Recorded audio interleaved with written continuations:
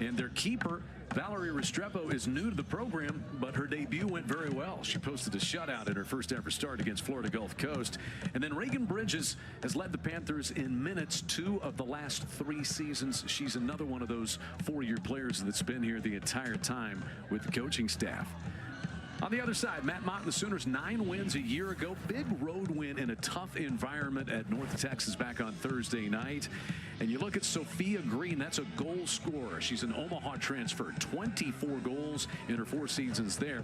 And speaking of 4 seasons, Leonie Weber, 12 career goals as an Oklahoma Sooner. 4 years for her, Nick, in this program. So valuable, such a versatile performer is Weber. Oklahoma, the 4-3-3 that they will run here tonight. And there you see the player we highlighted, the new Sooner keeper, Caroline Duffy, out of Clarksville, Maryland. Spent a couple of years at Duke, only 6 appearances, but she is a presence. I think is that the best way to describe her back in goal, a presence? Yeah, I mean, and she's already off to a hot start. So, I mean, I don't know what happened at Duke, but she has found a true home here at OU. And you saw Restrepo running back in goal, the native of Columbia for FIU. Little bit of a gentle breeze that's coming out of the south tonight, but it is hot. We will have the hydration break at about the midway mark of this opening half and the midway mark of the second half. And you see right there, that is a factor. Restrepo, as this field runs east to west, and the keeper, who is back in the east goal, does have sun to deal with at this time of the day. It's still a little bit above the trees back there on the west side of John Crane Field. Off we go. Panthers and Sooners for the first time ever. FIU likes to play a very direct style. Will that play against a very physical and fast Oklahoma team tonight, Nick? I think it's going to be a key factor. You saw that Matt Mott has set up his team in a 4-3-3. I really think that's going to look more like a 4-4-2 going forward.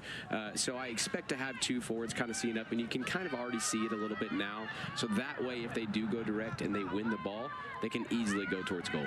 Early foul against Oklahoma. Matt Mott said maybe too many fouls in the opening half at North Texas, but got his team calmed down, and they produced a goal from Morgan Eichelbarner and that victory on the road. This one bounds out of bounds. And they say last touch by Braylon Villamil, the junior from Evanston, Illinois. It'll be an Oklahoma throw-in. Villamil out of the pack with it. The Panthers. They were bottom 15 in the country when Jonathan Garber took over 3 years ago. And now he said, we don't shy away from facing top 50 programs, and we'll go on the road to do it. Hanako Fuji on ball. She's from Chiba, Japan. Player that's gained confidence, said Coach Jonathan Garber. Through ball intended to reach Catherine Rapp. Instead taken back by Oklahoma. Hadley Morrell trying to guide it the other way, and she's fouled. And you can already see what Florida International is trying to do here. The second that break was on, they had 4 attacking players getting ready to break the lines. So I'm expecting them to be sending those through balls through the majority of this game. Noemi McKean whistled for that foul first against the Panthers. It's a player from Montreal, Canada, that the coaching staff says really sets the standard for work rate. And they use the term authentic leader to describe her. Duffy, the keeper, takes it. Just inside the 18 box, it came over the head of Weber. Still loose. Panthers trying to get clearance. They do briefly. And that's saved in bounds. FIU throw in going the other way. Thursday's win for FIU over the defending Conference USA champion in Florida Gulf Coast. Their first over that program in 14 years. So that was significant. And you could tell when we visited with Jonathan Garber that was a big deal to them. One ranges all the way back into the 18 box. Delinda Celine able to shield off the oncoming Oklahoma attacker, Sophia Green. And that just proves they don't shy away. Playing someone who is your rival the first game of the season And the fact that they can pick up that win, you know, they are going out here to the Sooner game with so much confidence, and you can already tell it within the first few minutes of this game. A whistle on that attempted advance. That'll be a foul against Oklahoma, the second against the Sooners. Is Catherine Rapp, the junior from Evergreen, Colorado. They've moved her around a lot. Very complete player. They kind of want to play her where they feel like they have an advantage with her skills. And her sister Elizabeth is on the roster as well. She is a transfer, is Elizabeth, from Oklahoma, where she spent 2022. Loose ball. Able to skip around Weber is Ashley Martinez, maintaining possession to it and just not quite connected that time. Yeah, Washington was recovering from the run she just made. You can tell this must be a game plan that OU's had. They have really given all these balls to Washington, so they must have seen something that, and she's already had a lot of success. If she can kind of find that final pass, you can tell she's already dribbled by players. If she finds a final one, they're definitely going to get a goal. Going to have a hydration break here momentarily, midway through each half. Ooh, man, that ball skimmed off the head of Martinez and whacked King right in the nose. And King looks like she's okay after she got that ball right in the face. It looks like she does have a little bit of blood on her nose, though. She was pointing to her nose, yes. Came right down off the head of Ashley Martinez, and King is headed off. Yeah, it looks like, unfortunately, she's holding that hand underneath to catch any potential blood that may be coming. Melanie Bean, the trainer for Oklahoma, will come out and have a look at her. Sub coming on. Looks like Abigail McNulty, one of the transfers, Boston University. Been battling a little bit of a quad injury, but Matt Mott said her minutes will go up and up and up as that gets fully healthy, and they expect her to play a good deal this year. And the best thing about her coming back in, you're adding the same amount of speed. So Meredith is extremely fast, and Coach Mott has said that Abigail is their fastest player. So you're not really losing much that way, so that's a big help for the Sooners. Loose ball headed forward. Rapp tried to take a swipe at it for the Panthers. Cleared by Alexis Washington. Bridges going to try to send it back in, but it clears wide and goes out of bounds for an Oklahoma throw-in. You can see now they actually put Alexis Washington as that defender on the outside. So they made that little tactical switch. So this is actually going to benefit her because now she kind of gets to rest a little bit. Why? They let McNulty kind of run up and down that line. So that's actually a positive when you look at that. So a little bit of a position shuffle. Michelle Pack has come in the midfield for Oklahoma as well during that stoppage.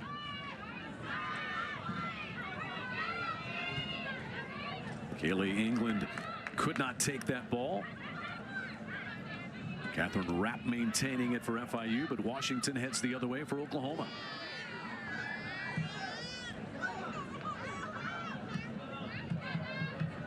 This one played forward. Nevaeh Johnson trying to work it ahead for Oklahoma.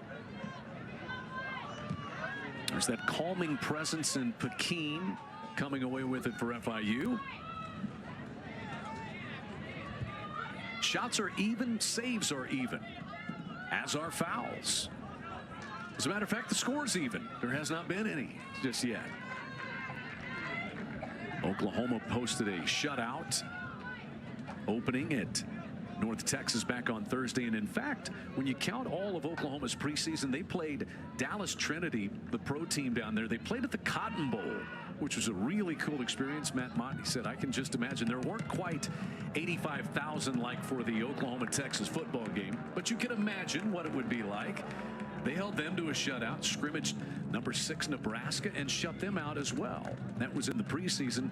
Then the actual shutout that occurred at North Texas. So he's been super pleased, as you might imagine, with that back row. And why not? It's a very veteran back row that he has. I mean, you just look at that, 3 consecutive shutouts, one against the number 6 Nebraska, then you go into a hostile territory in North Texas. I mean, they are doing something that is working, and it's hard to not justify keeping the exact lineup that they've been going. England gets ahead on that corner kick from Weber. Loose inside the mouth of the goal. Bridges clears it briefly. Weber sends it in. England got her head on it, but couldn't convert.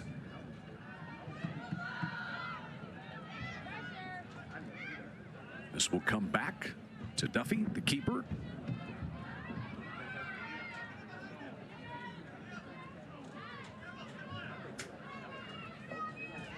Sprinting in to take this for Oklahoma comes McNulty. She's got a little space. McNulty drives one, and it's knocked down and saved by Restrepo. We have seen excellent play in goal from this young keeper so far, and a chance there for the transfer, Abby McNulty. Once again, another big save. She comes out big. I mean, that is just an excellent save for a young goalkeeper to make, and especially the angle and looking into the sun. She's already made 1 or 2 top-class saves so far in this game. Again, Restrepo sends this one away. Weber couldn't quite play it ahead. Celine lofts it back the other way. No score. 18.5 minutes remaining in the opening half.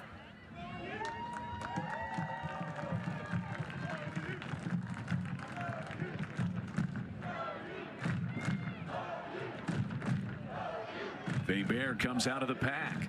Nicely played, and an angle this time for McNulty. She'll stop and fire, deflected. Cleared back out toward midfield by Reagan Bridges, who's done a nice job on that back line. Preseason all-conference was Reagan Bridges, and Jonathan Garber said she's the most complete center back in our conference. Hydration break time. Let's get refreshed. Cool drink of water. I think we will as well. Matt Mott's Sooners. No score with FIU midway through the opening half, and the hydration break. We are well over 86 degrees tonight in Norman. That's every game at Oklahoma, yes. Doesn't matter if it's 1 o'clock or 6 o'clock, 7 o'clock, whenever the kickoff is, you're going to have a hydration break this time of the year. Jonathan Garber, the 4th-year head coach of the Panthers, huddled up with his team. We'll step aside for a break with no score in Norman.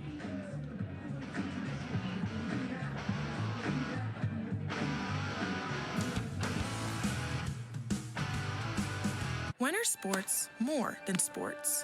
When your highlight reel opens the door to 4 years of higher education, 0 student loan debt, and NIL earning potential.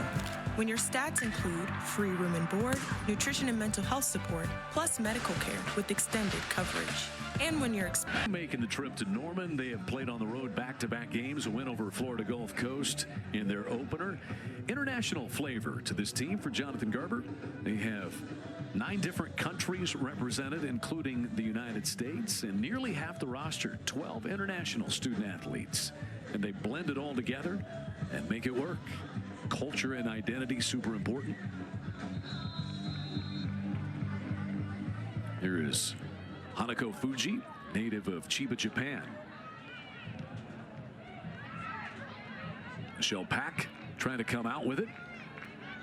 England drives this ball up the left flank. Who will reach it first? The speed of McNulty around the edge. Wants to play it across and does. Out to the top of the 18. Pekin sends it the other way for FIU. This one headed back by Andy Wolf.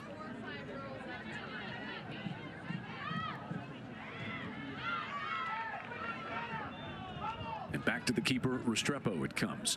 Nick, you were kind of talking off the air about the heat, the impact, and the direct style that each team might want to play tonight. What impact do you see? You can already tell, if you watch the first half of this game, Florida, FIU was just pushing so many members forward. Now, if you look at it, you've only got about 2 or 3 girls going forward. So, you know, Florida Heat is different than Oklahoma Heat. And so now you've got these girls who are really just in this heat that's going to be constant. It's going to be here for the whole game. Even when the sun goes down, it's still going to be hot. So I'm expecting to see them not press as high. And you can kind of already tell, because now they're going back to the keeper. They're trying to get a little bit of rest to keep these girls hydrated and keep them fresh for later on in the game.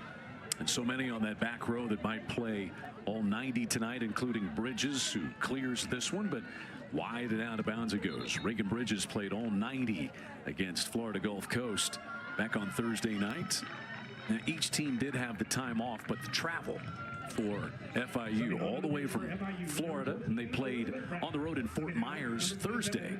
You got to come all the way to Oklahoma, and can't help but take a little bit of a toll on you. That's Meredith King, who's now wearing number 27. She had that blood coming from her nose, so I hope that I can keep that straight up here. We'll adjust our rosters. Was in number 2, now in number 27. That skims across. Duffy is going to be able to pick it up. Dangerous ball, though. The Panthers haven't gotten all that many looks back there, but when they have, they've been kind of dangerous. You know, and we've got to get a shout out there to the director of operations for OU Georgia. She literally always has everything they need. So if there was blood on the jersey, she was not sweating it. She said, hey, let's get you a new one. Let's get you back on the field. So kudos for her for actually coming prepared for everything you might need. Now, the regular jerseys do have their names on the back. That one is blank, but it is Meredith King in 27. This one rolls out off of the Sooners. There were actually people tailgating 2 hours before first kick tonight. And I think it was 105. You know, I love soccer, but not 105.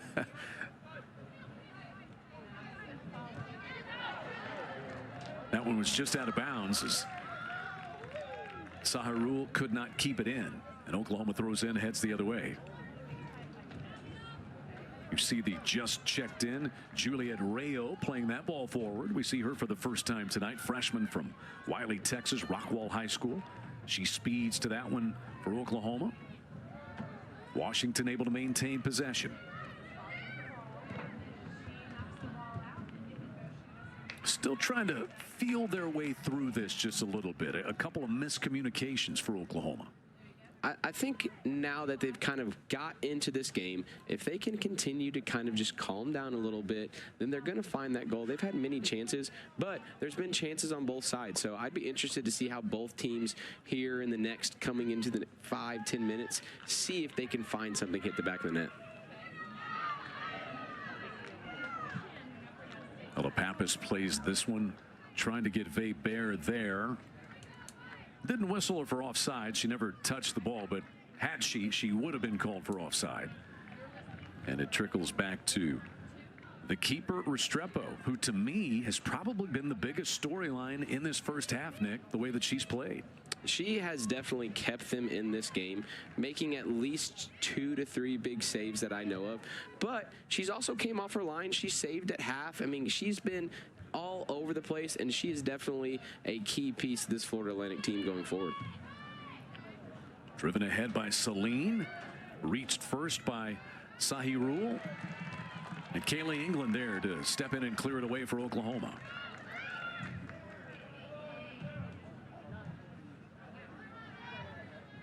Washington all the way across. And out of bounds, just kind of mishit there. Again, not quite crisp. Clifton trying to play that ball forward.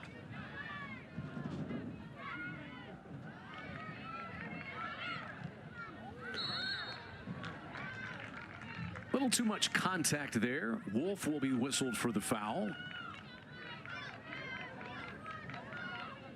Sahirul goes down, and against Oklahoma in the first half, that is foul number 3. Not that many set piece opportunities in this game. It's been a back and forth game. The ball has been moving constantly, and so it's kind of good. I expect this to benefit OU to kind of catch their breath a little bit, and they do look like they have the bigger girl so far. So I don't expect them to really lose any headers or anything in the air currently. Fuji drives this one over the goal and out of bounds. 12.5 minutes left in the opening half. No score. Home opener for Oklahoma. First ever home athletic event for Oklahoma as a member of the Southeastern Conference. And you see some substitutions coming on for both sides. That's Keller Matisse for Oklahoma.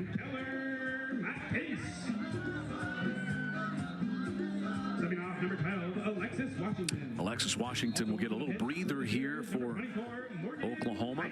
Morgan Eichelbarner is also on for the Sooners. She scored the Oklahoma goal against North Texas back on Thursday night. This one played into the deep corner. Ella Pappas there for Oklahoma, trying to serve it across.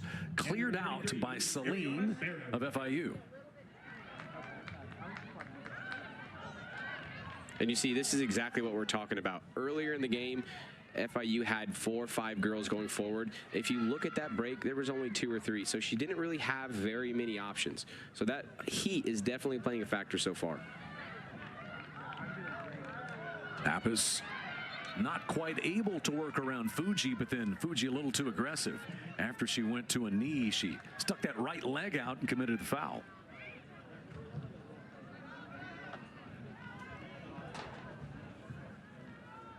Well, that was nicely played there by FIU's Reagan Bridges. She was able to just knock that one off of McNulty and out of bounds.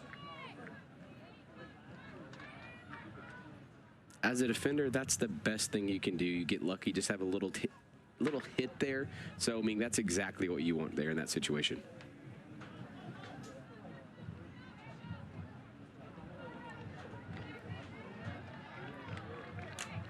That is going to be a quick Oklahoma throw in. Pappas and Bridges going at it over there, and Eichelbarner gets into the fray as well. And in fact, Eichelbarner is going to be able to draw an Oklahoma corner kick from the far post. So Morgan Eichelbarner, the junior from Plano, Texas, Plano West High School. 6 career goals, including the only goal in Oklahoma's win at North Texas on Thursday. Corner kick for McNulty. Driving it out toward the top. Wolf is going to reach it first. Back in from McNulty all the way across. Nicely played by Restrepo again.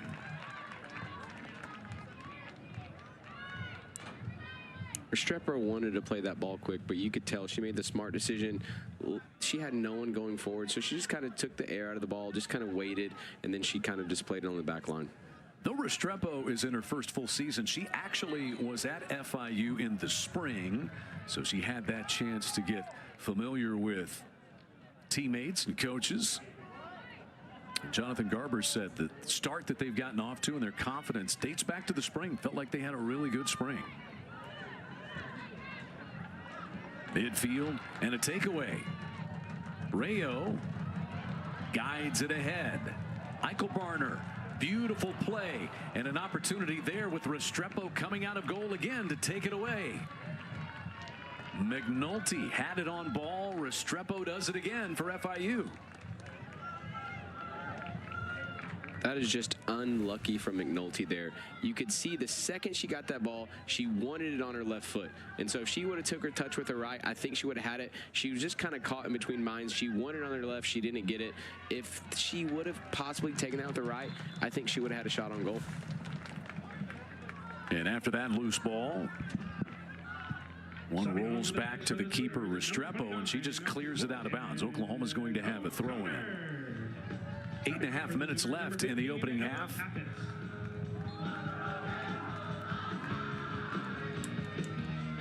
And Oklahoma substituting. Alexa Christensen, freshman from Ashburn, Virginia, is in. Clifton drops this one toward the goal, and there's Restrepo once again. Morgan O'Connor was lurking back there. And instead, Restrepo came out to take it. She's still battling that sun off to the west.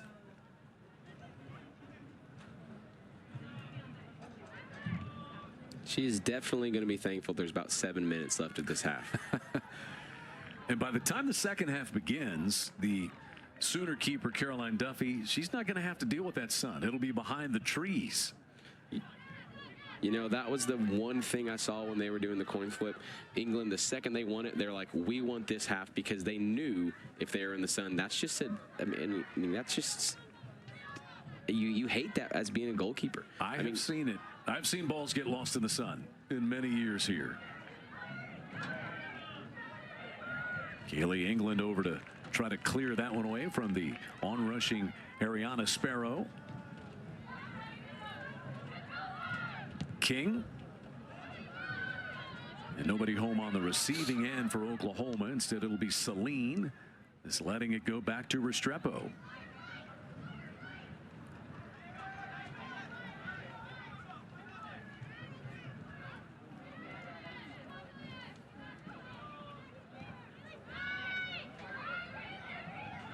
This is Elizabeth Rapp, the Oklahoma transfer. Nicely played by Matisse from behind. And an Oklahoma throw-in. Beg your pardon, it'll be an FIU throw-in.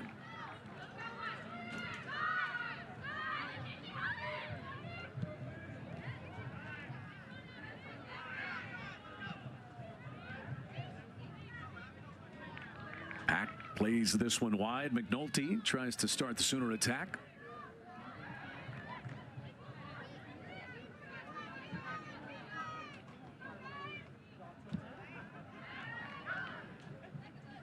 And Baldelamore plays this one a little bit too long for FIU. No score. Shots are 7-1 in favor of Oklahoma here in the first half. Shots on goal 2-1 Oklahoma.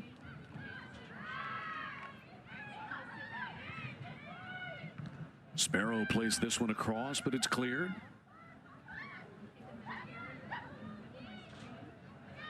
Matisse, good hard tackle. This one comes wide to Baldelamore. One-on-one against Oklahoma's Morgan O'Connor.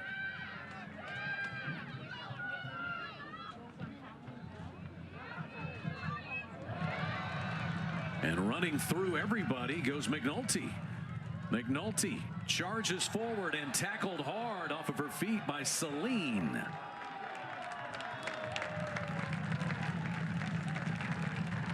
And that foul occurring inside the 18 box. Yellow card assessed as well. Not much choice. Celine had to be aggressive one way or the other, just a little too aggressive there. And you can see McNulty was on her left foot, the foot she wanted. That was inside of the box. And I am really, really surprised that's not a red card right there, being the last man. So just a yellow card, but a penalty kick opportunity for Oklahoma to take a 1-0 lead. Restrepo has been tested multiple times, but not quite like she's about to be. So Celine issued the first yellow card for either side tonight. A senior from Sweden, all conference a season ago, and led this team in minutes. So she's important. Don't need her to pick up another yellow card if you are FIU.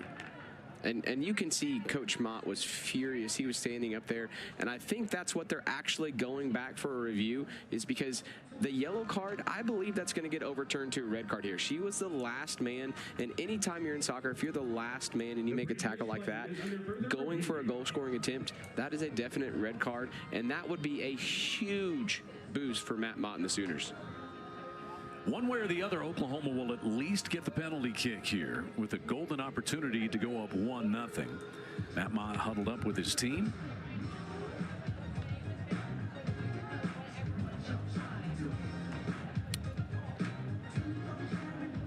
So identify players for disciplinary matters.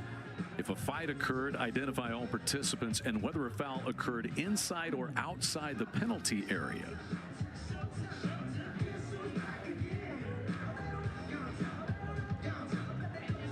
Let's look at this play one more time. And once again, we are all the way on the other side up in the press box.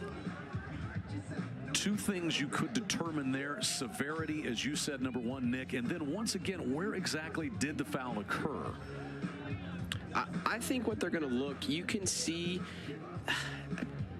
So the foul, we can see that now. It looks like she fell forward going into the box. So I may expect them to have this as a free kick right on top of the box.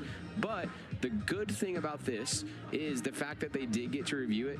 I'm really expecting the call to get reversed. Now they're going to call it outside of the box for a free kick, but I think it's going to go from a yellow to a red. And as you can tell with that diagram we had on there, those incidents, and I believe this is going to be a changeable incident. So the referee, Brandon Query, is going underneath the tent.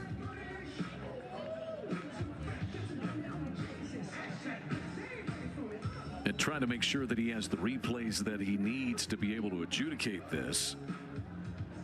Jennifer Garner is the assistant referee. And this is something you don't really see a lot. You don't really see he's actually asking for assistance on that, and I think that's a super smart decision. You can tell he's asking, say, hey, what did you see on this? Normally it's just the head, the center ref going under there, and now you've got all three refs doing that, so they're now coming to a good decision. I think that is a fantastic viewpoint for that, so they can make the correct decision, which leads me to believe they're really thinking about upgrading this to a red card, because you don't want to change this game. This game has been back and forth. This has been a very exciting first half, and so you don't want to make a decision that's going to impact the game. And you can kind of already see the coach there building a lineup potentially with a man down. And an important player would be in Celine, again the leader in minutes on this FIU team a season ago. Jonathan Garber going through lineups, but until a decision has been made, we don't know for sure.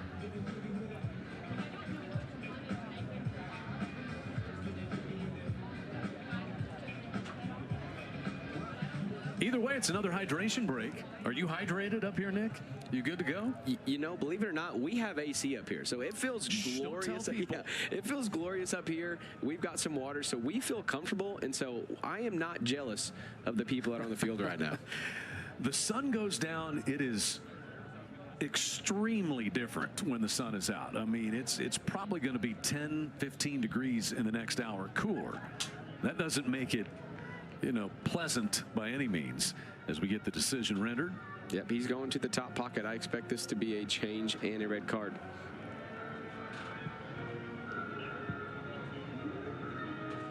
I see the red card out as well.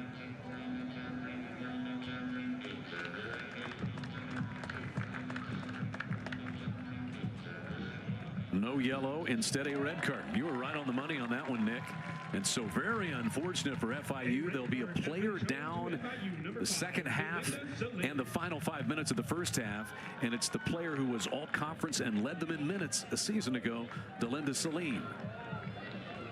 That's a good job explaining it as well, Nick. When you're the last defender back there and you make a play such as that, you commit the foul, they can't award the red card. So tough blow for Jonathan Garber and the Panthers. Now, what was also overturned, as you said, was no penalty kick. The foul occurred outside the 18 box. And, you know, for FIU, you hate to lose a man, but in this situation, this is the best case scenario. Penalties are almost a guaranteed goal, and actually scoring from a free kick is extremely difficult. So they saved themselves a potential guaranteed goal, and now it's on the outside, but they lose someone. So if you were going to lose someone, this is the best case scenario, so you're not giving up an instant goal. But Oklahoma with the opportunity here. They line two players up to take this free kick. But it looks like it's going to be McNulty to take it. Just kind of waiting for everyone to position.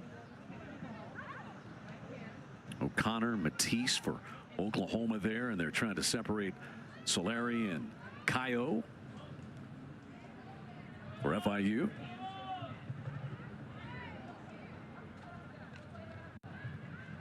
We'll see who steps into it, Pack or McNulty.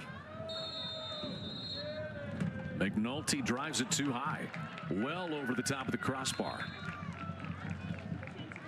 in that instance, when you're right on top of the box, it is almost impossible to get the ball up and over that wall. So being the lefty there, I think she just said, hey, I'm just going to try to hit it as hard as I can. And you can saw that ball is currently in the car park.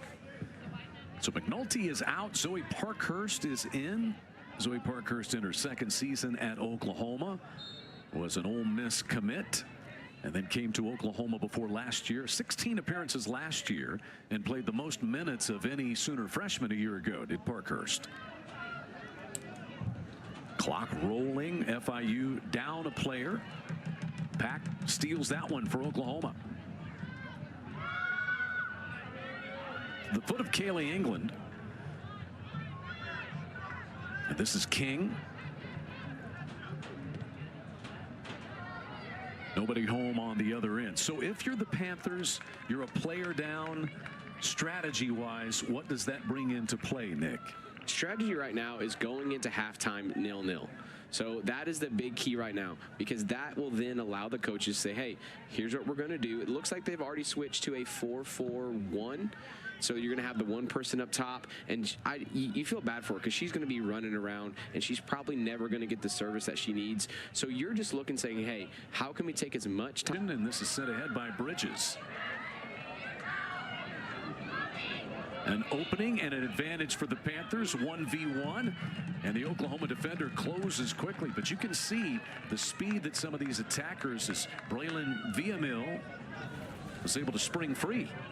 And you can see there just from that pass, I mean, that's a long ball from your center back. So you can tell how direct Florida wants to be right now. And they are just probing those balls, and it's already caused a lot of problems for OU's defense. So Villamil, 2 career goals, and a player that was maybe a little bit overlooked coming out of high school. But she creates the first corner opportunity for either side tonight, about 5 minutes in. It'll be taken by Hanako Fuji. High lofting into the air, and a fairly easy play for Caroline Duffy to go up. Her first chance to get her hands on the ball tonight. Communicator, leader, just kind of a rock back there. Matt Mott said she has been fantastic. Nice ball chested down that time. Alexis Washington tries to speed to the edge. Villamil stays with her. And out of bounds for an Oklahoma throw-in. Alexis Washington, almost impossible to take the ball off of her feet. The way that she just moves on the ball, she's super silky on it, and she really, defenders have to go through her to have a chance to win that ball. That is out of bounds off of Alexis Washington. Such a good player. She set an Oklahoma program record with 9 assists as a freshman 2 years ago. And she is 1 shy from second place on the career assist list. She has 14 of them. Just super dangerous. Celine strikes that one for the Panthers. And an offside call. I think perhaps that time it was Sophia Green who was behind all of the defenders. So the first offside against Oklahoma tonight. No score about 7 minutes in.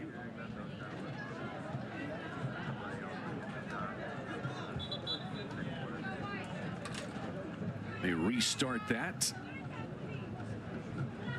Brandon Query is the man in charge right there, raising that right hand. Giving the Panthers, Delinda Celine, the go-ahead.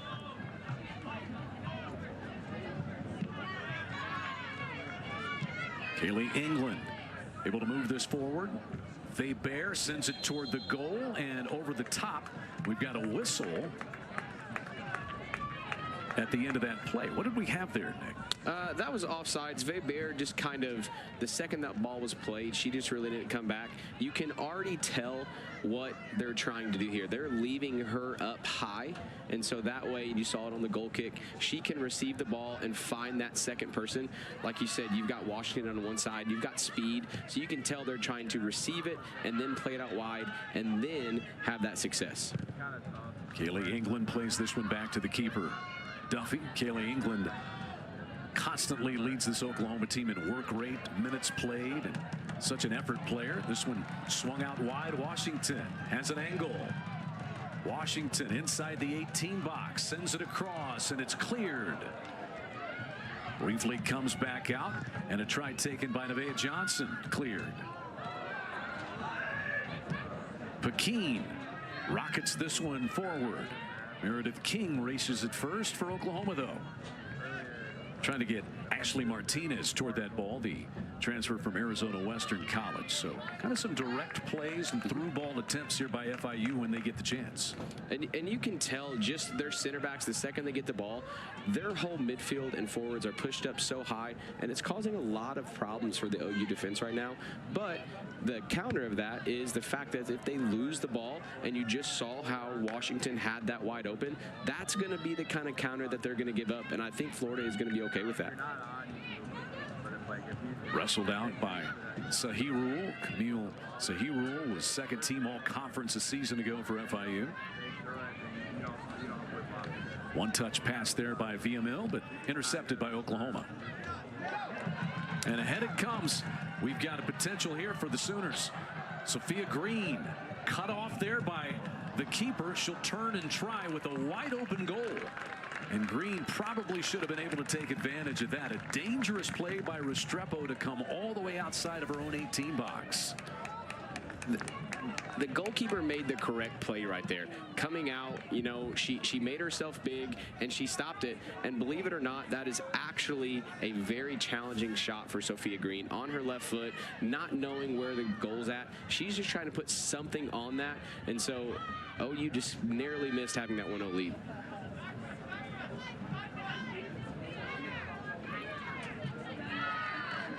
Midfield throw-in coming here. Farah El Tayer will take it. She's out of Lebanon, a senior, third year at FIU. Starter most of her career, but she's playing outside back for the first time in her career. That pass intercepted. Taken back by Hanako Fuji. There's Alexis Washington playing it forward, but again offside, and you've got these defenders for FIU who are so close to midfield. They're just not going to allow Oklahoma to go over the top quickly. And I believe that's already the third offsides calls on Weber right now. She's just kind of got to settle down and see where that line's at. But kudos to FIU because they are playing such a high line. They are playing that offside trap, and it has really been effective to start this game. Free kick taken by Delinda Celine. Long ball to the top of the Oklahoma 18 box, and on one hop it's picked up by Duffy. You could tell talking to each of these coaches, they were excited about those opening wins. You go on the road, and it's not all the time that a Power 4 conference team like Oklahoma is going to go on the road, but to pick up that win at North Texas, and it was backed up as a good win. North Texas nearly was able to get a draw against Alabama. The Crimson Tide scored in the 80th minute yesterday to get a win in Denton. So that's a good North Texas team out of the American Conference. That's a win that will hold up. It should stand the test of the season for Oklahoma. And believe it or not, OU has not had a whole lot of success in North Texas. They were 7-4 going into that game, so they had a losing record going there. So for the fact that they can go there, have a great win and a shutout, that is a huge amount of confidence that you have for that team. Deborah Bieneme called for this foul as Leo Weber goes down. Weber, a little contact, and then from behind, actually may have gotten that on Celine. Either way, this is a golden opportunity. What does Oklahoma need to try to get out of this free kick?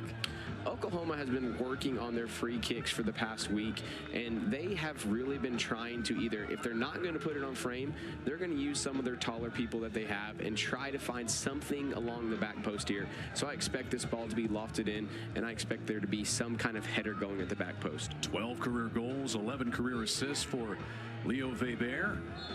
Just outside the top of the 18 box, she'll strike this one. Over the top of the head of Alexis Washington. To the backside it comes. Cassie Clifton reaches it first for Oklahoma. Clifton could not quite get there, was hit by El Tayer, and it'll be a goal kick for FIU. FIU solid back there on that back line. Good communication, it looks like so far, Nick. Yeah, you can see what she was wanting to do with this set piece here. She kind of just underhit it. They were trying to go near post there, but OU did the smart thing, try to bring it right back out, but they just weren't successful to try to find that second attempt. Alexis Washington aggressively up on Fuji. Fuji will take this throw in for the Panthers. 8 wins a season ago for FIU, their most since 2013, and that was also the last time they made the conference tournament. So Jonathan Garber has done a good job of turning around the fortunes of the program, and he gives credit to the class of seniors. They have been there along with him, and they've been integral at changing the direction and the path. VML inside the 18 box, left-footed strike and saved there by Duffy, who kicks it back out. Panthers maintain the pressure. Sahi Rule sends one across, cleared by Clifton of Oklahoma. And out of bounds on the inline for a goal kick. A couple of dangerous breakaways for Braylon VML tonight. And this is exactly what we were talking about. She got past one defender, and just look how she stays big with a foot save. That is a beautiful, beautiful save, and that is what she brings to this OU lineup. A presence in goal from Caroline Duffy. She comes through with the first save for either side tonight. She drives away this kick. And the Panthers right back to the attack. Martinez trying to go over the top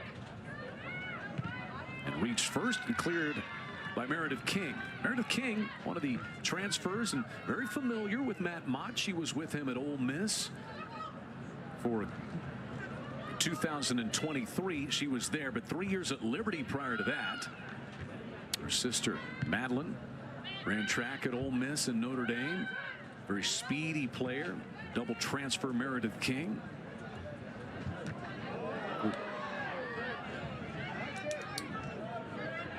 Clifton trying to wrestle this one away from VML and does so successfully. This is Hadley Morrell with a little bit of space. Through ball comes for Washington, who has an angle. Washington drives it across, and it's headed off the crossbar. A golden opportunity there. The Sooners can't quite cash in. Alexis Washington putting it right on the head of Sophia Green. That is the case of doing absolutely everything right. They drove the ball through the midfield. They made the great through ball pass and just couldn't find the last piece. OU is currently knocking on the door, and I expect them to kind of tweak that a little bit to get that finish. Dangerous ball comes out here. Hadley Morrell swings it across. Was it touched by a Panther? For now, the answer is no. It'll be a goal kick rather than a corner. Hadley Morrell trying to buy that call.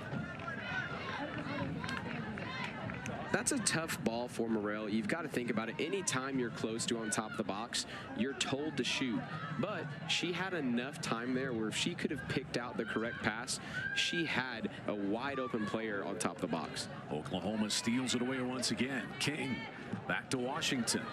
But up to play it is Martinez, confidently taking that ball. Nobody home. Clifton clears it for Oklahoma. And drop back to Restrepo. It's one thing that they really like about her. She's left-footed, a natural lefty is Restrepo, and comfortable with the ball at her feet. McKean plays it across, but the pass picked off. Clifton had it briefly for Oklahoma. Wrap counterattacks for FIU. And there to clear it off is the steady senior Andy Wolf. West Bloomfield, Michigan, transferred to Oklahoma from Michigan State a year ago. Played last year with her sister Danny. And Andy back for one more year after transferring from Michigan State. There she is. Had a good year a season ago. Made 19 starts. Had a goal and 3 assists. Would imagine her sister Danny's probably watching this one tonight. She was a key ingredient in that 9-win Oklahoma team a season ago. Washington stays on ball and on her feet. Around a couple of defenders. Leaves this one wide.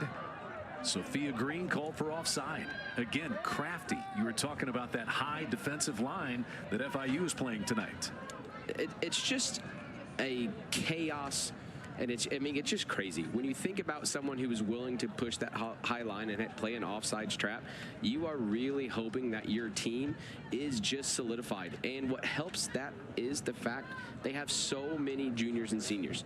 Like we talked about earlier, this class has been with the coach for up to 4 years. So they know exactly how they want to play. They have that trust, and it's showing already early in this game that they know, hey, this is exactly where we should be at this moment. Bear onside, evades the keeper, and it's cleared from behind by Reagan Bridges. Oklahoma's going to keep it. Reagan Bridges saved the day for FIU for the moment. Morrell gets tangled up this time with Pekin, and Pekin is able to win it away for the Panthers. That's a veteran for FIU and Pekin, all-conference performer. Washington trying to work her way around Fuji, but could not. And the Panthers just say, let's clear. Let's look. A couple of close calls for Oklahoma. Washington off the quick throw, trying to send it across, and a corner kick coming as that bounds off Delinda Celine out of bounds.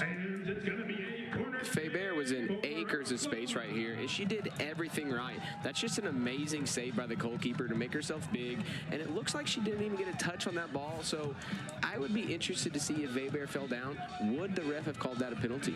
Possibly, but I suppose we will never know. That is soccer. And as we said, Bridges able to come from behind and keep it out of the goal after Restrepo, the keeper, made her play on it.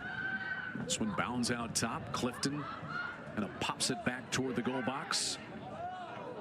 Kaylee England physically into Catherine Rapp there. They collide, and it's back to the keeper, Restrepo. And this is smart by Restrepo. She knows that they have just been in a tough spell. So she literally held the ball. She's taking the whole time, and she's letting that back line, hey, let's just breathe a little bit. Yeah, I'm back here. I made the save. But, hey, let's breathe. Let's go back to what we were doing, and let's get the ball going forward. Now, Restrepo, though she is new to collegiate soccer, she's played, repped Columbia on several youth national teams. But she's adjusted. What's the difference? International soccer, and then you come play collegiate soccer here in the United States, Nick? International soccer, whenever you think about that, that's what they do. So here growing up in the States, you know, you still have to go to school, you do all that. International school, well, the way they do that is they have a program at the actual soccer school. So this girl is going to, I mean, she had soccer every single day, every single hour, and then she would go do her stuff at the actual academy. So she is just living and breathing, and that's the big difference when you have international level compared to the American level. A couple of substitutions coming on both ways. Alexis Washington sprints to this one and wins it for Oklahoma.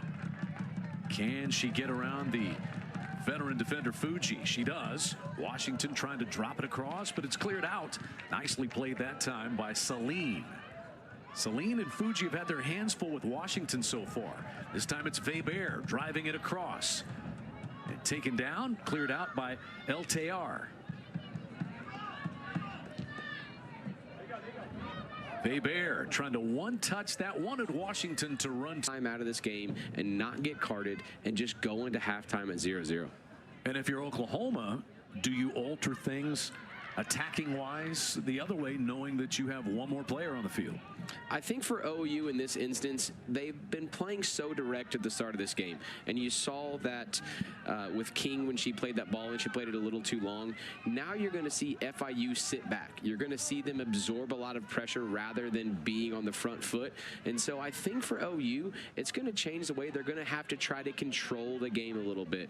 Now they're not going to have as much time on the ball going forward, but you're going to see these defenders. Right now, you see, look, there is no one near Meredith King right now. So now you're going to have a lot of time. And I think if they can just find the right ball and just kind of probe into these defenses, it's going to be a goal just frenzy here in the second half.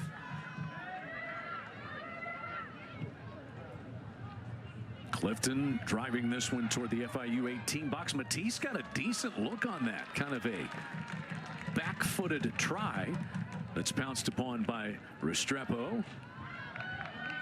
Oklahoma out shooting FIU 8-1 here in this first half. And Restrepo Anytime she gets her hands on it, she's going to take as much time as she possibly can.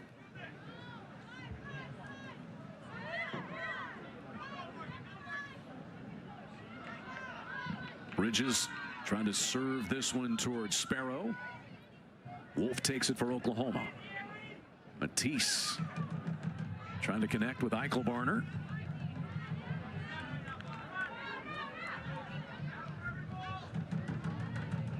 Long ball played toward Pack, but too far out in front of her. And that's exactly what I was talking about. And you can see Coach Mott just kind of talking to his defenders there. They're not going to be able to play those direct balls because FIU is sitting back. So, you know, I'd be interested to see if they kind of switch into a different formation. Right now, they're currently in that 4-3-3. They may switch to have an extra midfielder in so they can have a little bit more time and possession on the ball. That was not the keeper, Restrepo, but Reagan Bridges who took that goal kick.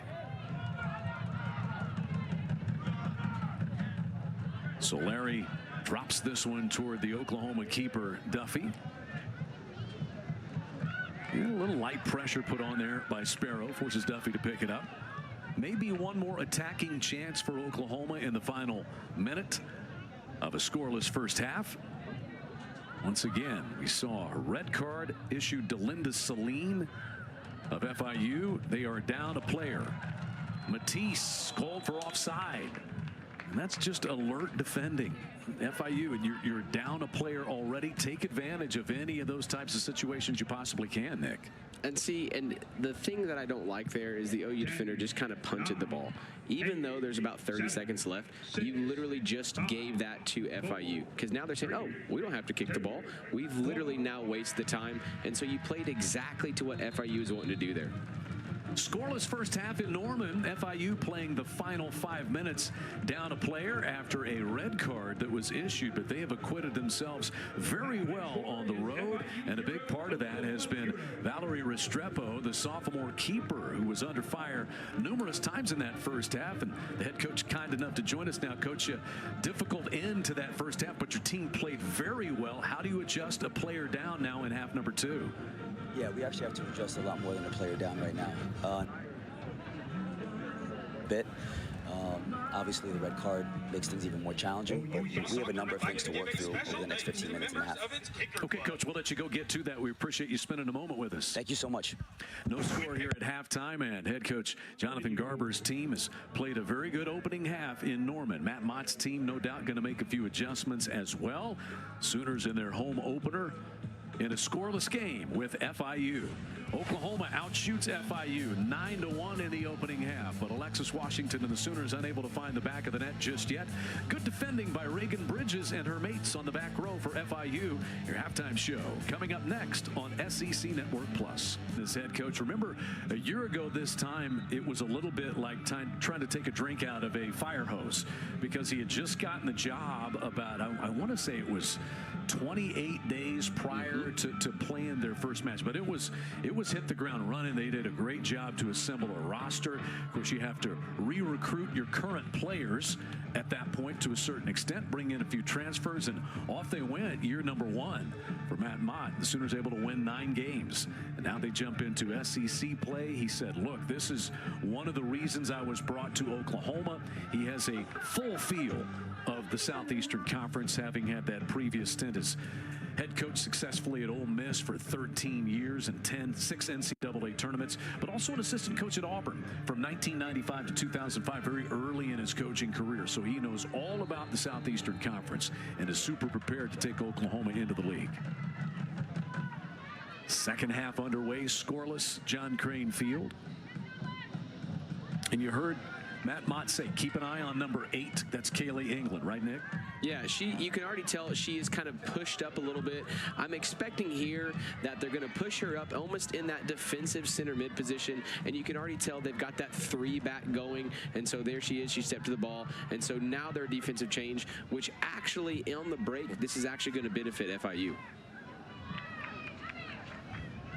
Noemi Pekin circling to it. Working between 3 Oklahoma defenders to fire a strike, and it's punched over the top of the crossbar by Caroline Duffy. That will be a corner kick for the Panthers. So Pekin proving dangerous, this all-conference veteran for FIU. And for Duffy, that is a massive save. She made 1 save in the first half, and then after that, she was just back there sleeping. She didn't really have a lot to do. So for the fact that she came out in the second half already making a huge save like that, that is a massive boost for her confidence. So the corner will come from the near post for FIU. It'll be taken by Fuji. All the way across and headed out by King of Oklahoma. And King will chase it down. One to work this toward Alexis Washington. And an Oklahoma throw-in coming. How much in preseason workouts, you know, it seems like you have not enough time. I'm sure as a head coach, you never feel like you have enough time to get through everything. But would you actually work on a 1 player up or 1 player down either way? Is that something you spend a lot of time working in preseason or in practice at all? Oh, there's a majority of soccer practices where you're playing 7v5, 8v6. And so it's something that you practice quite often.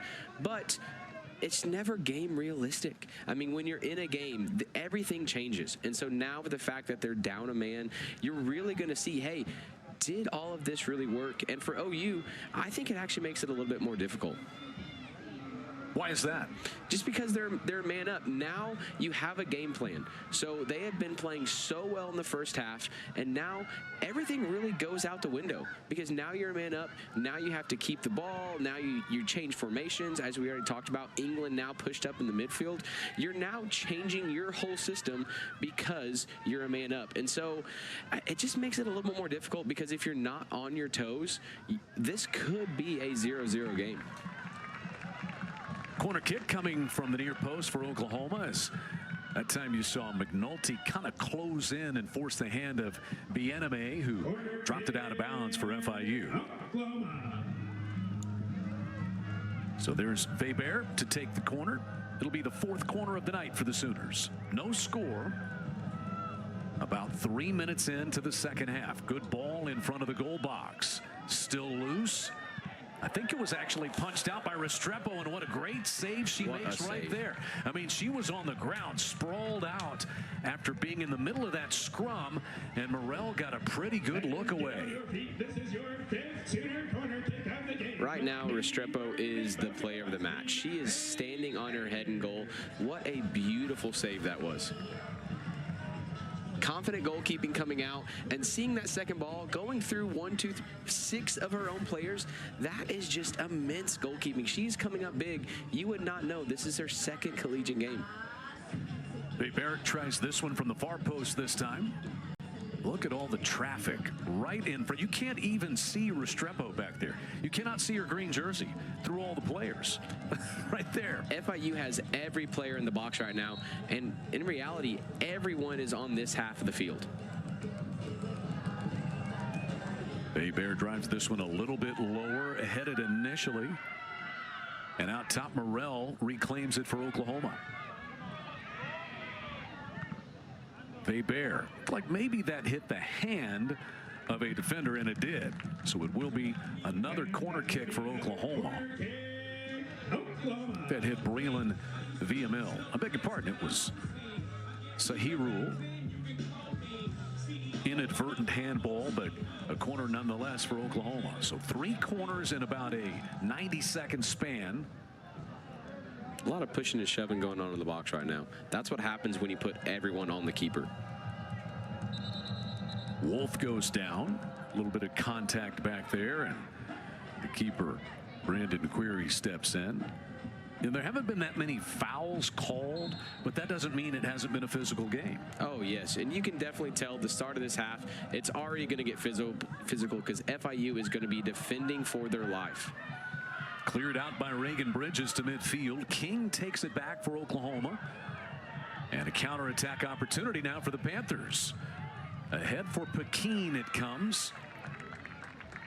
But King back the other way. Washington and taken away nicely by a pair of defenders.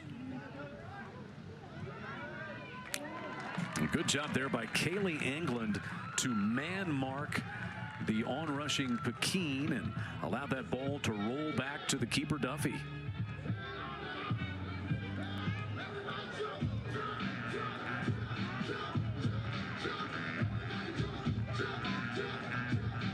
Andy Wolf having to retie her cleat, and now Duffy sends it away.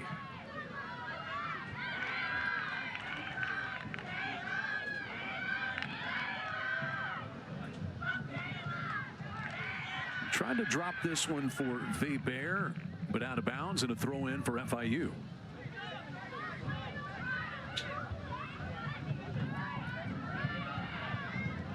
Pekin trying to operate in open space.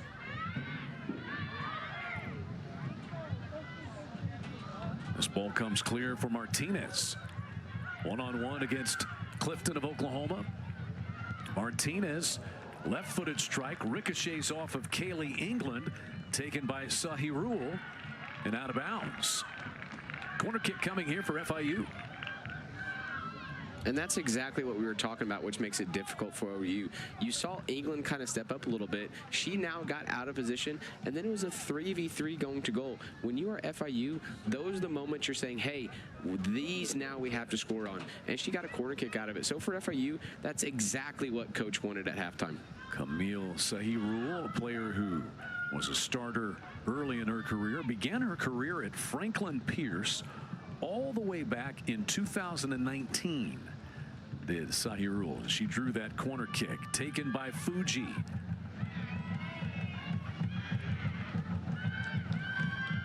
Bicycle attempt there from McNulty, and King finally steps into it for Oklahoma.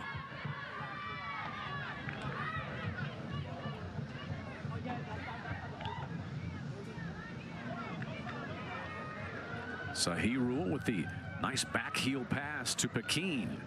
And Pekin invades the Oklahoma 18 box, turned away by Alexis Washington, though.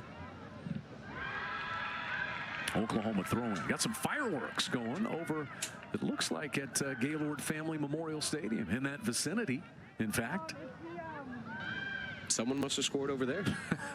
Not yet. It is not quite football time in Oklahoma. Well, not that football. This football. Pappas on ball for Oklahoma. Run down by Eltayar.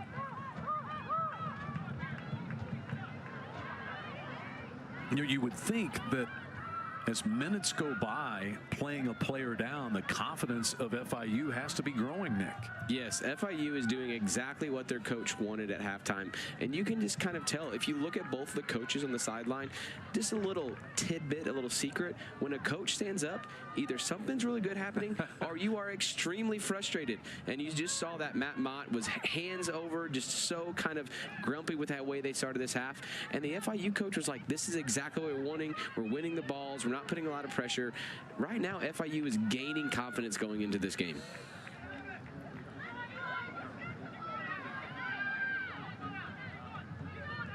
Fuji decides to circle back and play this one to the keeper, Restrepo.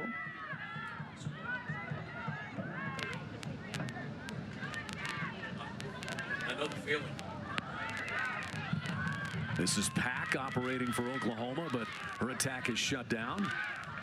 Trying to play this to an open Alexis Washington. If she can reach it, she would have some space, but it is cleared out instead.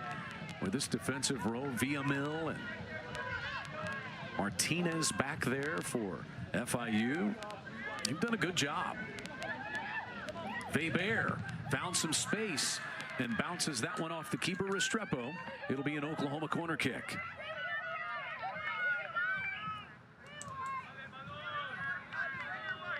Ten minutes into the second half, FIU has now played 15 minutes of this game, one player down. And they've managed to keep Oklahoma scoreless to this point. And here's the bad thing. It doesn't look like they've been a man down. They have still been attacking this half. They've still been doing things successfully. So OU has got to figure something out, because right now they're not knocking. They've got to have something from these corners. Weber trying to send it in again. Cleared out. Here's King.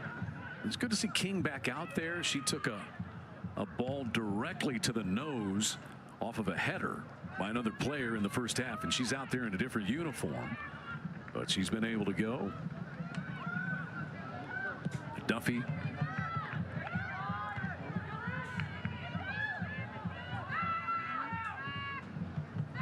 Back trying to work this one toward Washington, and there's little England and Washington both kind of in that same space. Neither was able to get to it. And that's why I said making it difficult. You can now see that Meredith King's now on the right-hand side, so you've already got a switch of going left and right. I mean, it's just going to be difficult because you're now trying to add another player in. You don't know where you normally are at. I mean, OU has got to kind of just settle down. Someone needs to have the leadership to get on the ball here and say, hey, let's take a second to breathe and let's find the correct pass. Because right now, they're going around like they were just everywhere right now.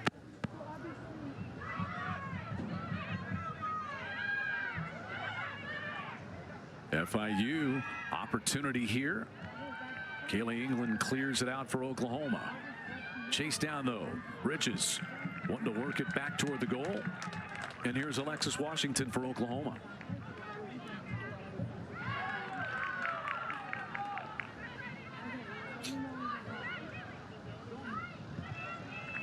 Panthers trying to work this one into Kayo, but can't quite get it there.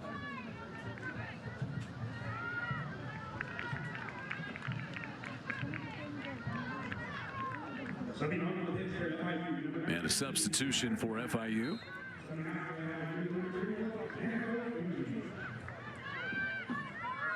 You see a breather here for Fuji, who's had a good run tonight for the Panthers.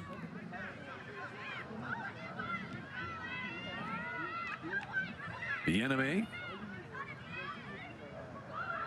Good through ball. But Oklahoma and Wolf able to play it back the other way to Pack. Now a threat for Oklahoma. Morrell on the ball, but that's shut down. Coach Mott is not going to be happy with that. That was a 4v3 going to goal. If she gets the ball off her foot just a moment quicker, she had two open Sooners here on the left-hand side.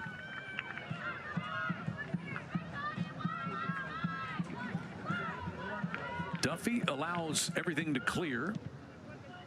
You know, Oklahoma just one shot taken so far in the second half. Had 9 in the first half and only 1 since then.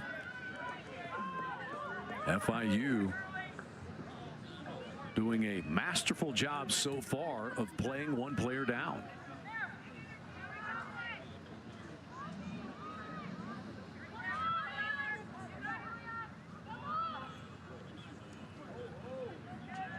Bear wanted to turn the corner. Instead, it is cleared away from her, and another Oklahoma corner kick. I would really like to see OU go short here. Every single ball from Bear has been directly into the box. I think if they can play their cards right, play it short, allow Bear to dribble the ball into the box, then they can kind of find that in pass that they've been looking for. You just look right now, there's so much people in the box, there's so many of them. If you just play short, it now is just a different look that FIU hasn't seen so far in the game. Sophia Green replaces Alexis Washington, who will no doubt just get a brief breather and then be back in. Headed out here by Bridges. Ooh, and Bridges took that one right to the face as Morrell tried to send one in. And they will get some immediate attention for Reagan Bridges. Well, that's the second time tonight we've seen a player take a direct hit. Bridges, the senior from Littleton, Colorado, very physical player, 4th year at FIU. And she's been 1 or 2 in minutes all 3 years. But she will come off for now. Brief stoppage about 14.5 minutes in. Well, there was a red card issued to Delind Salim of FIU in the 40th minute back in the first half. Oklahoma got a pretty good look at a free kick there just outside the top of the FIU 18 box. It was nearly a foul inside the 18 box. In fact, they went back and reviewed it. Initially, it was called a penalty kick, but a good job of adjudicating things. I felt like both ways by Brandon Query on both the red card and the penalty kick. Did you feel the same way? I feel like what he did there was the perfect case scenario. He actually brought in another ref to make sure he was making the right call.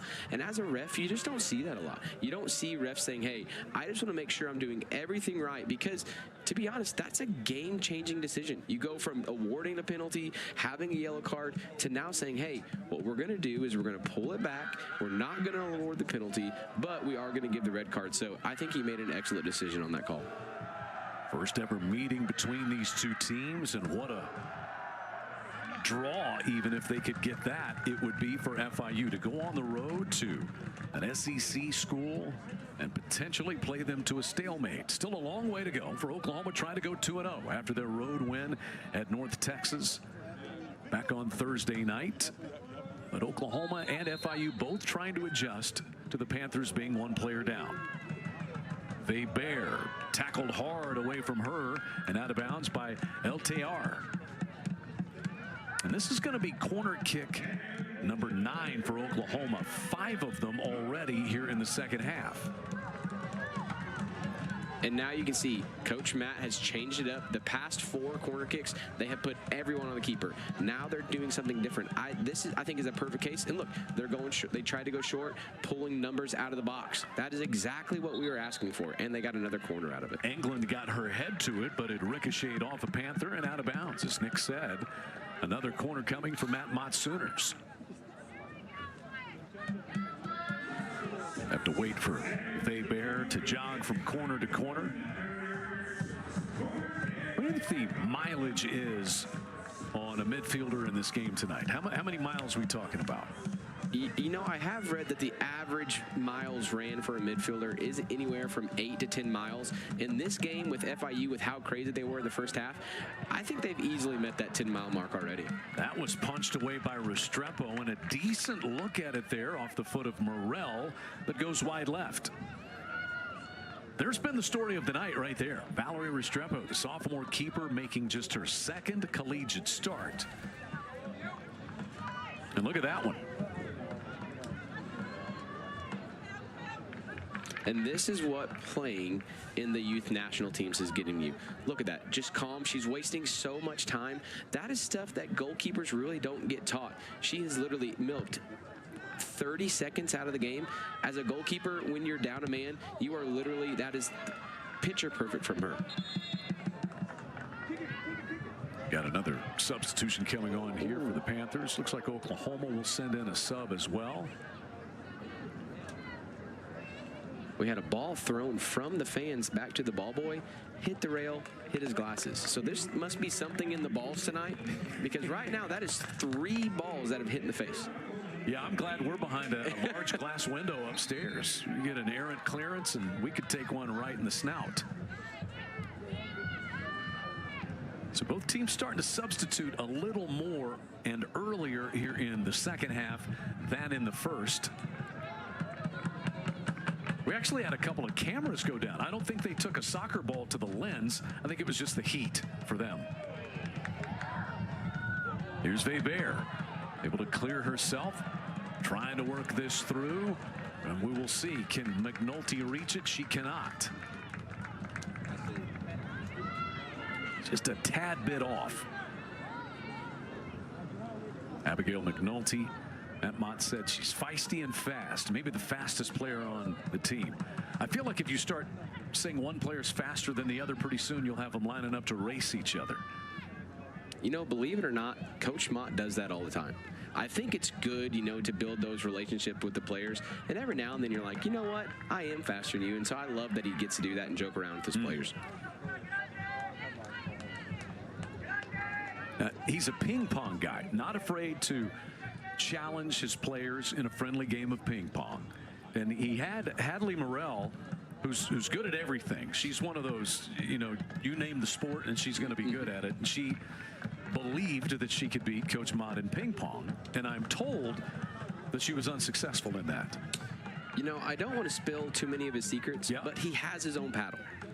and he's got it in the locker room. He's not a house paddle guy? No, he's got his own paddle, and I think he's got one in the locker room too. So he is not, if you want to challenge him, feel free. He will take any challengers. I'm out.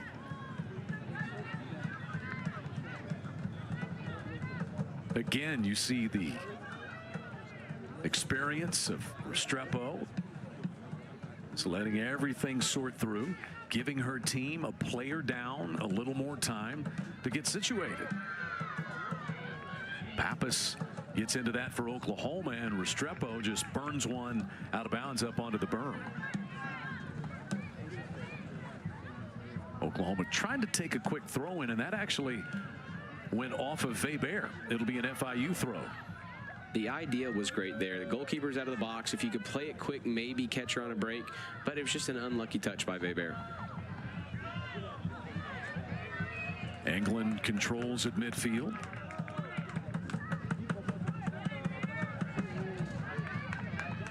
Excellently defended once again by FIU. King recontrols, and Oklahoma going to reverse.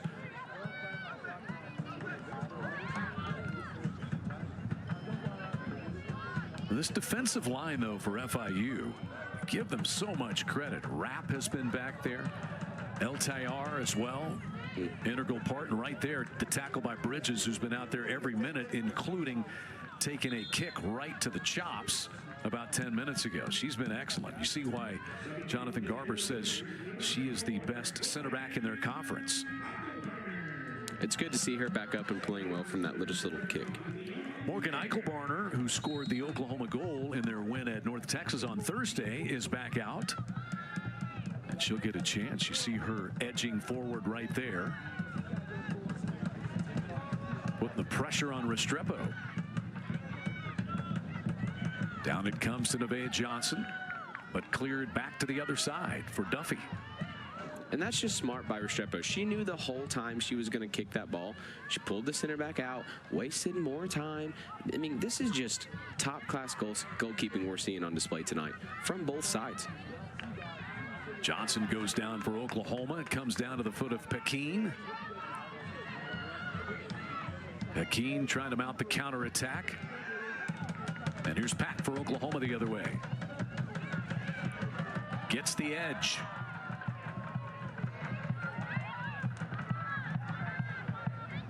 This is wide for Pappas. Pappas circles it back out top. And a fairly easy play there for Bieneme.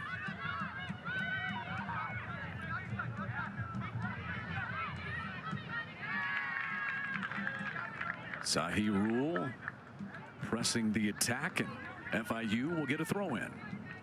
We're nearly midway through this second half, and FIU has now played about 27 minutes total of game time. One player down on the road,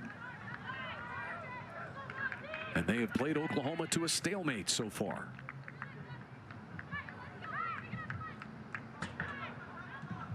Elizabeth Rapp, the Oklahoma transfer, taking that throw in for FIU. Rapp goes down as Sahi Rule tries to play it across.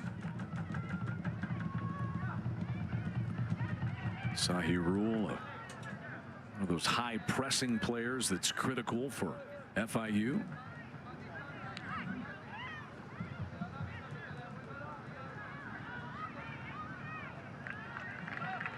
Now Duffy will get a chance to send this one away.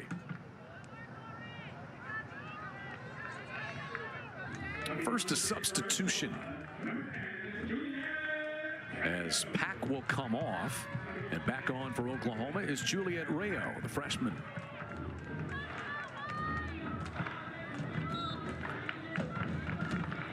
And I think what's made FIU so dangerous here, it goes back to what we mentioned earlier with Coach Garber having so many upperclassmen.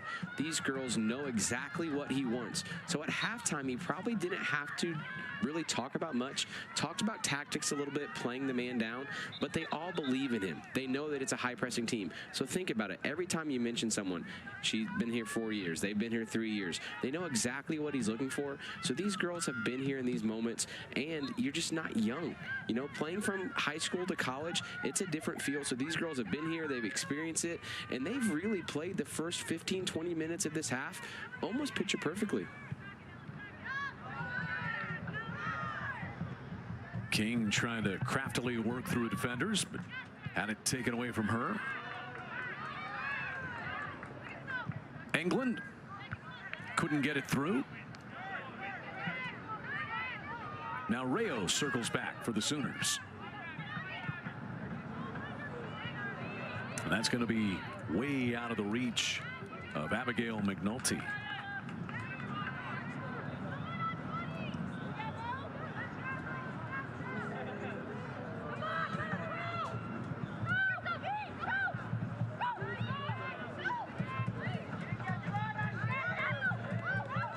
Barner could not get free.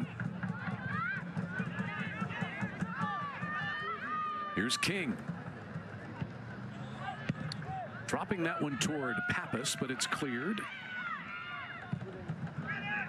England driving this one all the way back toward the keeper, Restrepo.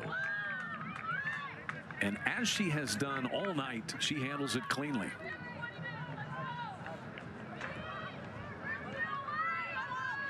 I feel like we're on Restrepo watch. What is she going to do next? Every 5-10 minutes you're saying, oh, what a save, what this. Restrepo has just been excellent today.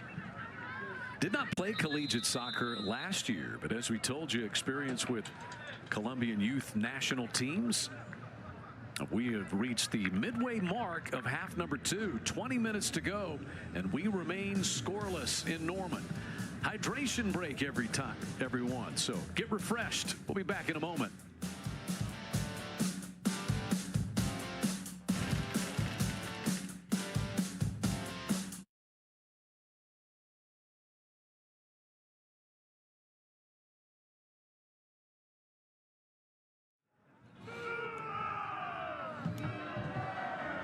Glad that you've been able to hang in with us.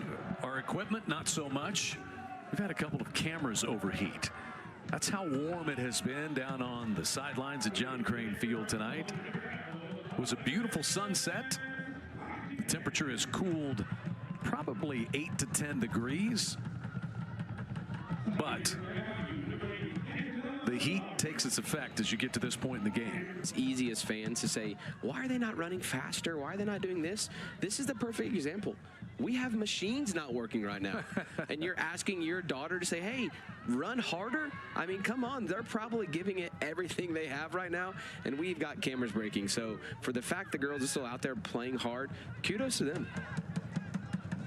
So the hydration break, also a chance to make some little minor adjustments, perhaps. We'll see if Oklahoma has made any. And for FIU, you don't want to adjust much. That ball played across off the back heel of Pappas. Circling back together, it is Pekin. England wanting to keep it alive, but nobody was home for Oklahoma. Here comes Pekin for FIU.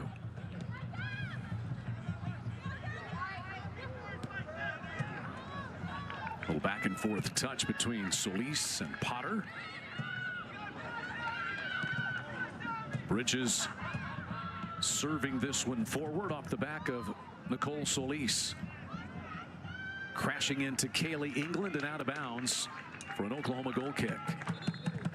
Just going to be extremely difficult against an experienced Oklahoma back row.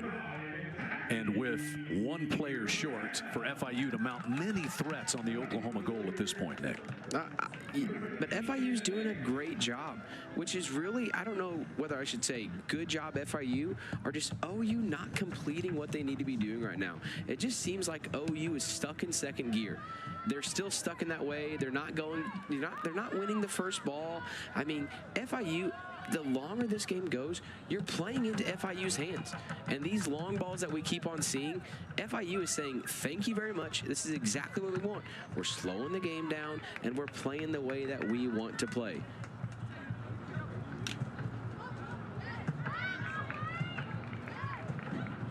Breland Villamil takes the throw in for FIU.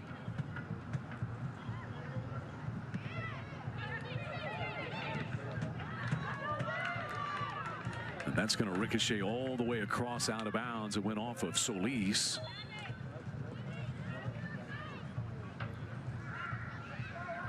And you can just tell Coach Mott is looking for a solution right now. We had 1 or 2 subs in the first half, and I feel like we're having a sub every single time the ball goes out. He is trying to figure out something and saying, hey, I don't know what's working right now. We got to figure out someone who wants to get on the ball and say, hey, we're going to put everything on our back. I'm going to go score, and we're going to end this game as a first successful SEC home win.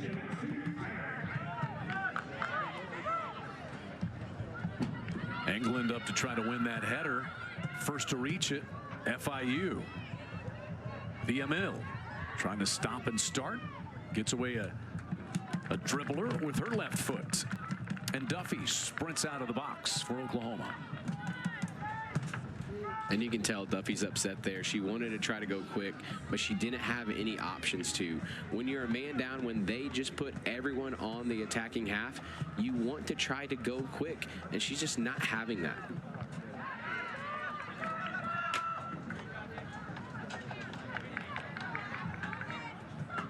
Washington playing this one back to the middle. And you said something earlier, Nick. If you just watched and didn't count the players out on the field, you almost wouldn't realize that FIU is a player down. I mean, you can just tell Coach Mott is up. He's just not happy right now. They are just not going over that game plan. And FIU just seems to be the first person to every ball. If I would not know that OU is from here, I would assume that FIU is the home team. They look refreshed. They look like they've been in their own beds last night. They don't look like they're down a man. They don't look like they've had, they've been in a hotel room. They just look like they're more comfortable right now. Rel trying to work her way through traffic to no avail. Pappas couldn't quite control it. And that'll be cleared out of bounds by El Tayar. Clifton wants to take this quick throw in. Sooners there were very lucky that was a ball overthrown. Thankfully, there was an FIU defender that went off their head. Bear trying to post up inside the 18 box.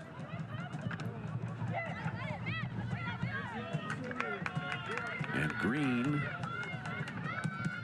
sends one back to the keeper, Restrepo, who will be able to run 20 or 30 more seconds off the clock.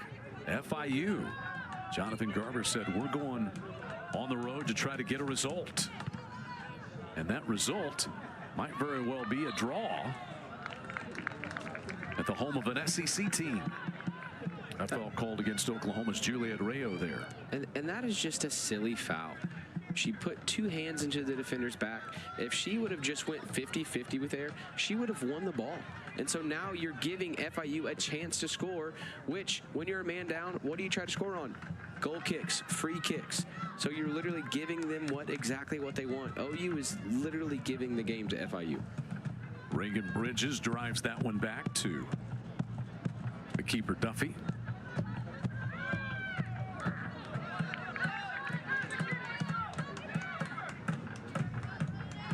Rapp could not quite reach that. It'll be an Oklahoma throw-in.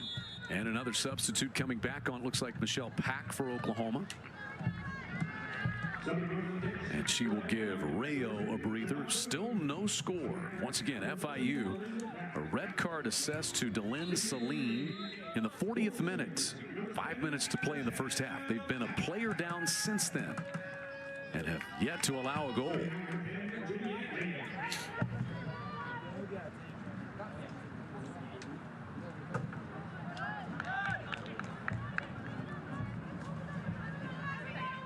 Washington tossed that one toward the foot of Green and out of bounds.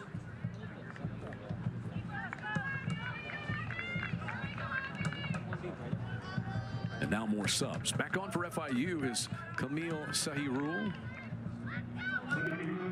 See, look, Bear should be on top of the box here like she is, wanting that ball. Now we go.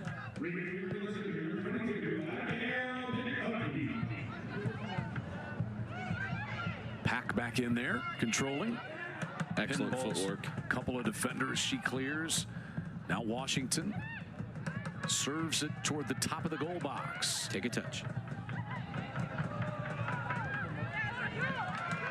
That'll be out of bounds off Oklahoma's Abigail McNulty. Again, just very alert defending by Villamil. And under 13 minutes left.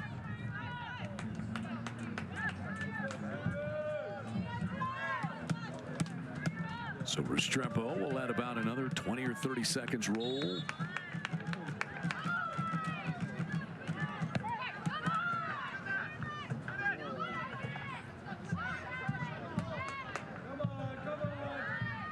Washington wanting to angle around Fuji. Does get around her, but Fuji tackles it away. Great win by Washington. Washington sends it across, punched away, and Weber puts it home for Oklahoma. The deflection off of Restrepo. Alertly and accurately, Weber puts it home. And the Sooners have their first goal at home this season. And all that comes down to is Alexis Washington. Right there. She sized up the defender. She put the ball in like we saw a lot in the first half. The ball wasn't the best because she got a tackle. But look right here. Boom. Instantly right back up. Wins the ball. Puts it across. Excellent rebound by Weber. OU had been knocking, and you kind of hate that Restrepo had the goal get in like that. But it's a goal well deserved. So Leo Weber has her 13th career goal. And Alexis Washington will get an assist, as will Sophia Green. And Alexis Washington now tied for second in University of Oklahoma history with her 15th career assist. And now is where the real fun begins, because now they got a goal. FIU had defended so well, and so now you're going to see FIU kind of come out of that shell a little bit. And so there's a chance that we're going to get a goal fest for this last 12 minutes.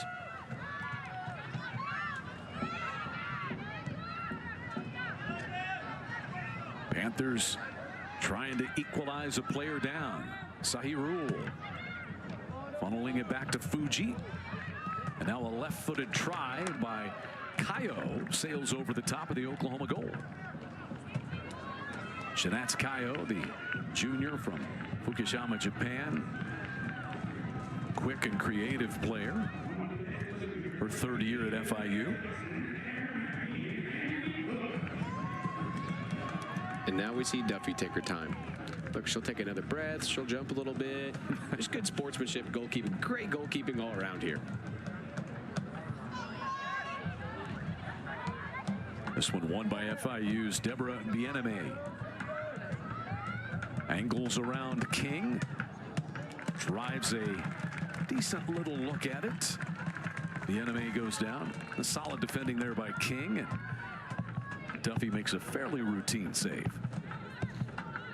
And as I said, right on cue, FIU is now already out of their shell. Since the goal, they've already had 2 successful shots on goal. They are going to try to win this game, and that's the confidence Coach Garber wants from his players. If you look at their schedule, their first 5 games are away from home. He has the faith. He's going to say, you know what? We're going to go to your house, and we're going to give you everything that we could possibly give, and kudos to him.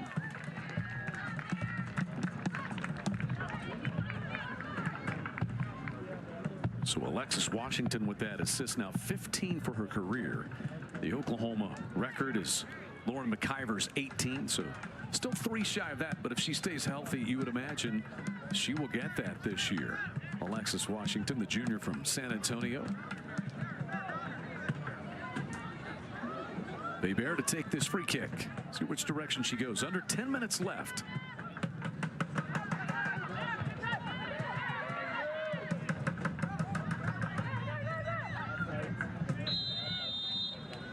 The Sooner offside back there.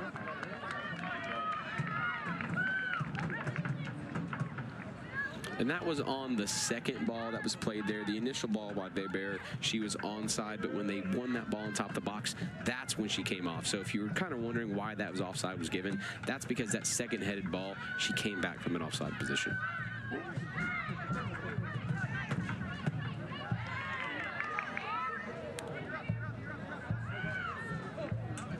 King keeping that ball in play. And a hard tackle there by Nevaeh Johnson. resulting in a Sooner foul. Looks like everybody is okay. BNMA a little slow to get up. She's the player that Jonathan Garber said her FIU teammates don't really want to mix it up with. She got tangled up with Nevaeh Johnson that time. Now, is that a good thing or a bad thing that your coach says that about you? I think it's a good thing.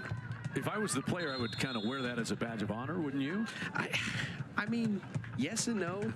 It's good to know you're tough, but now no one's going to invite you to go eat. No one's going to say, hey, do you want to go get some ice cream? Well, that's where you make your friends. You can be very nice, buy them food off the pitch, and then it's all business when you cross the lines. Sahirul set to throw it in. They stop the clock there with 8:43 remaining in regulation. Panthers looking for an equalizer. One player down on the road. And that's going to bound out of bounds for an Oklahoma throw-in. See, Keller Matisse is one of those who has entered the lineup for Oklahoma.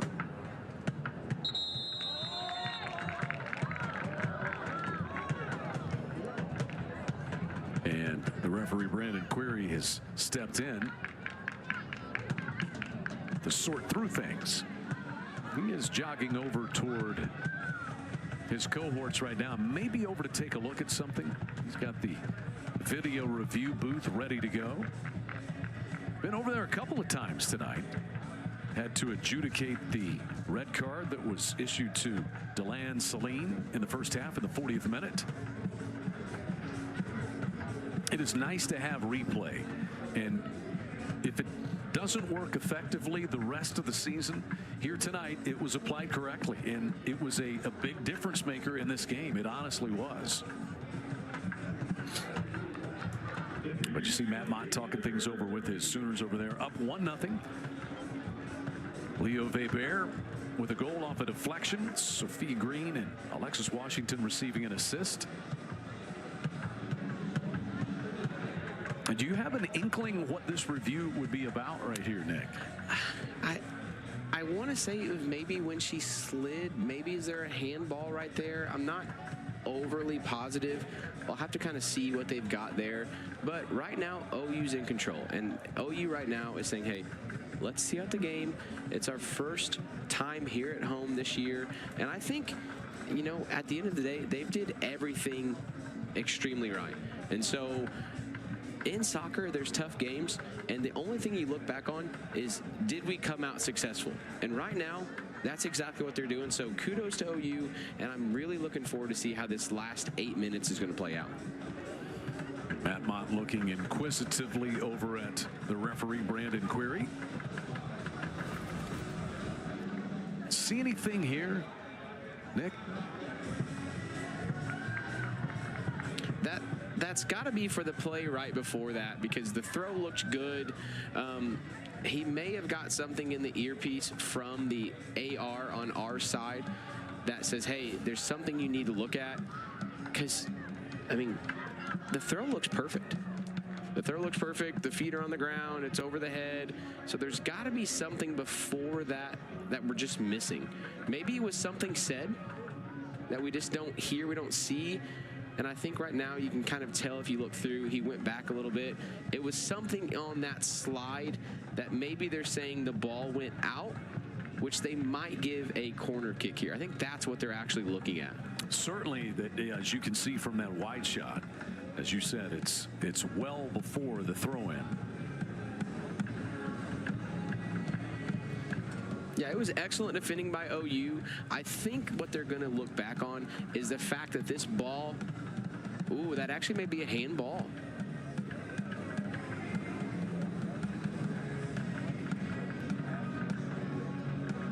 It doesn't. Yeah, when we go back, when she plays that initial one, that's right there. I think it's hit, but her hand was on her side. For me, that is a no handball call. Her arm is where it needs to be. She didn't extend herself. And as a defender, you're just caught in a weird situation. She did everything right there. That was excellent defending by. That you're that you're talking about in the middle of the frame. Yeah, that's what he's looking at. You can tell he's back on top of it. Yeah, for me, that would be extremely tough to give that away. She did everything right there. Hands on her side, excellent defending. I would be really confused if they give this a penalty here. No, FIU celebrating. So this is going to come back, and they will call the handball. And FIU is going to get a chance to equal this game.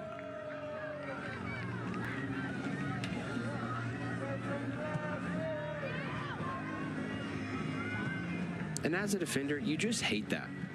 Because when you're defending, you're trying to make yourself as big as possible. And it looked like her hand was right on her side. So that is extremely unfortunate. But the best thing in this situation is Duffy has been here. You know, she's had 2 shutouts. She's going to make herself big. And you see there, her teammates are kind of boosting her up right there. This is going to be a very pivotal moment. Duffy slowly walking back to her spot in goal.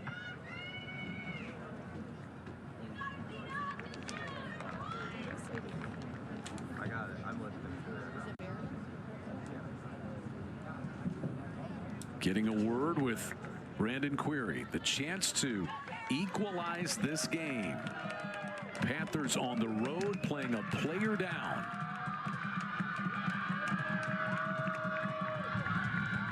Nicole Solis ready to take it to try to tie this game.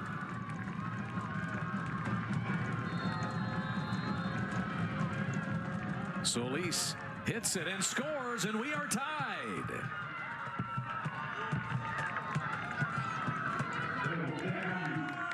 So Solis puts home the PK, and it's 1 apiece with 8.5 minutes remaining. I mean, she just sent Duffy the wrong way there. But, I mean, that's what we mentioned in the first half. The way that changed the game, penalties are almost a guaranteed goal. So you kind of hate that. I mean, just really unfortunate for England to kind of have that called on her. But now, like I said, I'm expecting an excellent last 8 minutes of these games. I told you it could be a goal fest, and we already have it here. Solis has been a goal-scoring machine. That's her 2nd this year and the 20th of her career. 1-1 as we hit 8 minutes left. Home opener for Oklahoma. FIU a player down for the last now 47 minutes of this game. And what a result they could get. Oklahoma plenty of chances left to try to go back on top.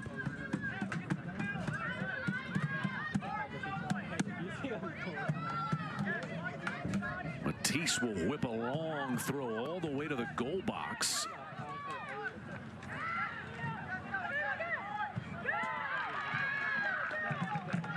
Matisse will take another throw in for Oklahoma. 7.5 minutes remaining. If Hebert can get her head on this and head this across, you've got some wide open players in the back post.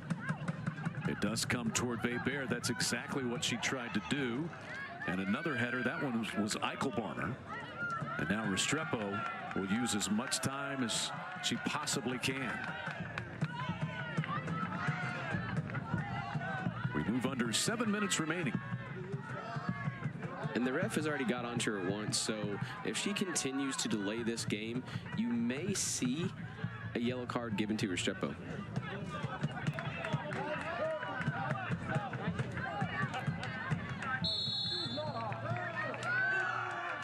And that'll be an offside. I don't know if that was an offside because that was a throw-in, because you can't be offsides on a throw-in.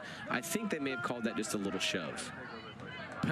So a little foul there. I think that was a little foul because on throw-ins you actually can't be offsides. So that's the benefit of having that long throw. So they played it beautiful, but I think just the players ran into each other.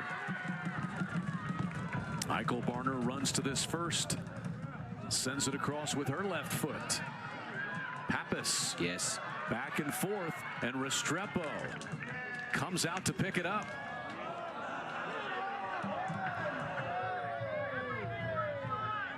.6 minutes remaining.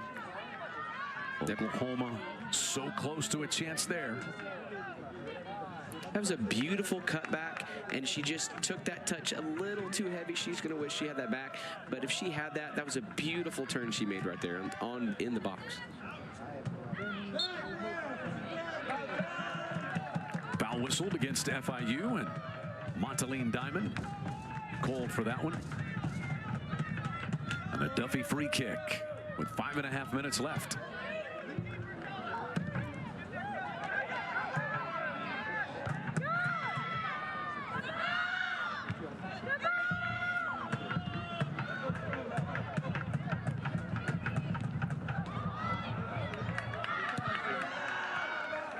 This one served deep toward Diamond. Wolf runs to it first for Oklahoma, and a foul on Diamond. That's excellent defending by Wolf. Excellent, excellent defending. Kudos for that. 1v1 defending. You knew if she missed that, then that would have been a one-on-one with the goalkeeper. Beautiful defending.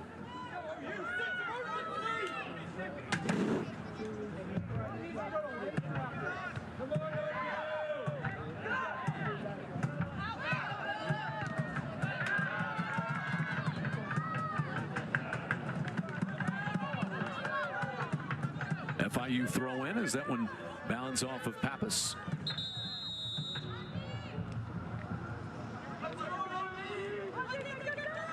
And a substitution.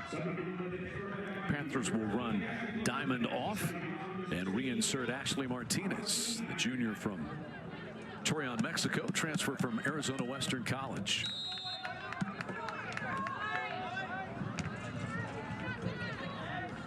Four and a half minutes left in regulation. This one played toward Pappas.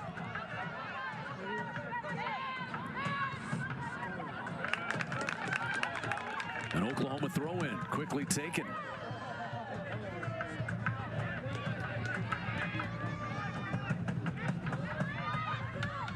This is England. Driving it toward the goal box. Weber couldn't quite get to it.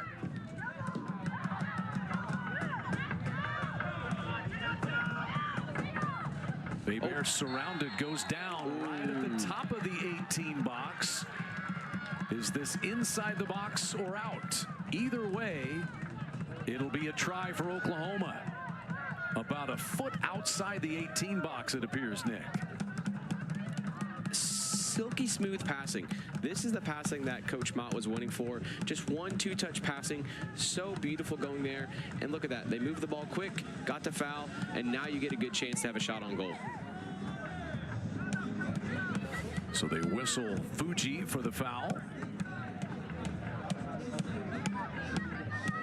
Weber and Pack both ready to strike for Oklahoma. Clock rolls with under 3 minutes left.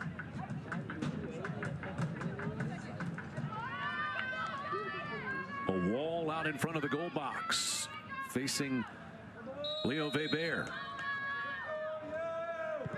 Drops it over the top and in. What a goal in the top right corner. Second goal of the night for Weber. And with under 4 minutes left, Oklahoma is back on top. I mean, there's nothing you can say about that. That was just beautiful. Beautiful, beautiful, beautiful. And all that stems from a little bit more clean and decisive play. OU said, hey, don't worry about it. We'll give you a goal. We're just going to go score one of our own. Beautiful work by OU there. What a night for Weber. Matt Mott talked about the spring that she had. She went and played up in the Pacific Northwest this summer. And she's just become a more prolific scorer as Weber. You can tell 2 goals tonight, 14 for her Oklahoma career, and you could not run up there and place it any better than that, Nick. I mean, that's what makes those free kicks so difficult. You have to be picture perfect. And if I looked at a definition of a great free kick, I could just play that over and over. That was just top quality by Weber, and she deserves it having 2 goals on the night. And not much Restrepo could do about that. 2-1 Oklahoma, 2.5 minutes left.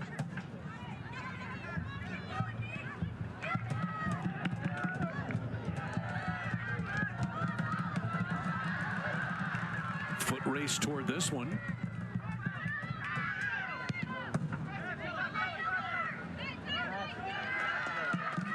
Out off of Oklahoma's Keller Matisse.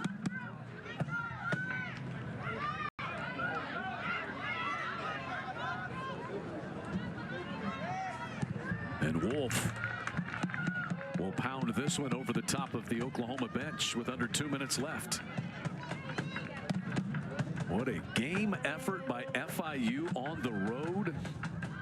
A player down, and it's going to be for the final 50 minutes of this game.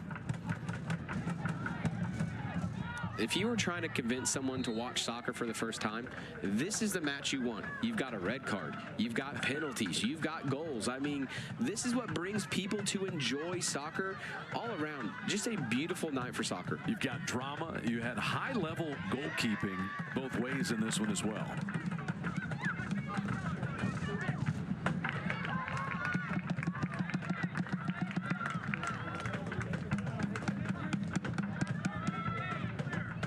Sooners are a minute away from a 2-0 beginning to their 2024.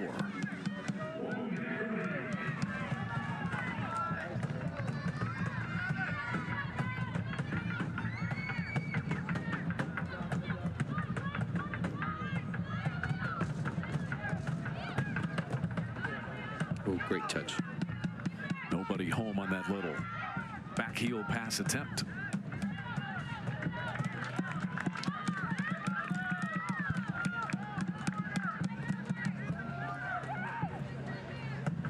This is packed for Oklahoma.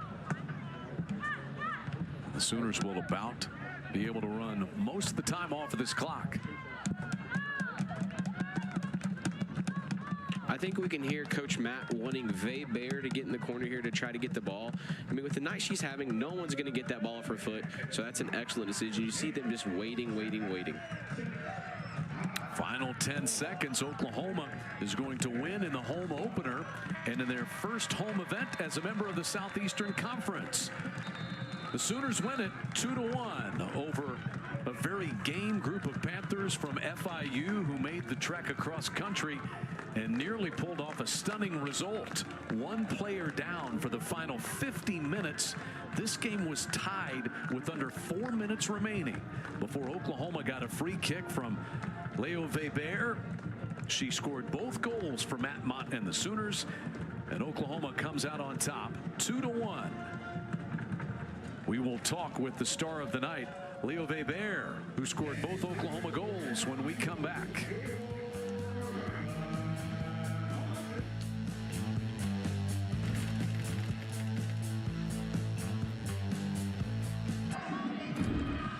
Oklahoma wins in the home opener at John Crane Field 2-1 over the Panthers of FIU.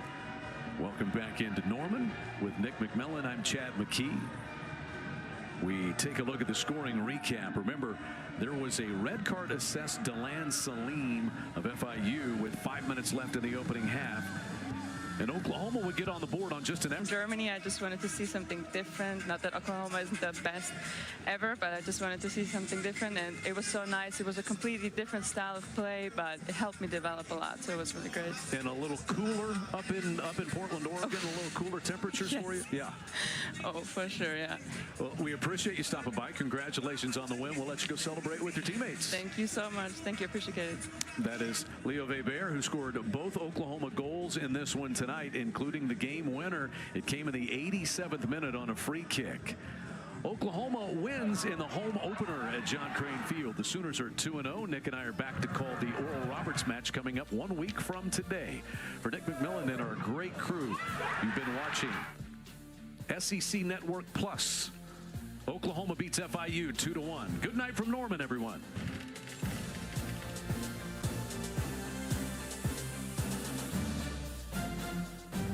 Winter sports, more than sports. When your highlight reel opens the door to 4 years of higher education, 0 student loan debt, and NIL earning potential. When your stats include free room and board, nutrition and mental health support, plus medical care with extended coverage. And when your experiences, friendships, and development put you in the win column for life. For college athletes, sports just mean more. Ugh, when is my allergy spray gonna kick in? You need Astapro. Astapro? It's faster, bro. 8 times faster than Flonase. It's faster, bro. It's faster, bro. It's faster, bro. It's mom to you. Astapro starts working in 30 minutes. Astapro and go. What if AI could bring back your loved ones? Meredith? Papa, we can be a family again. You, me, the kids, and I. Meredith? Afraid. Theaters August 30th. Rated PG-13.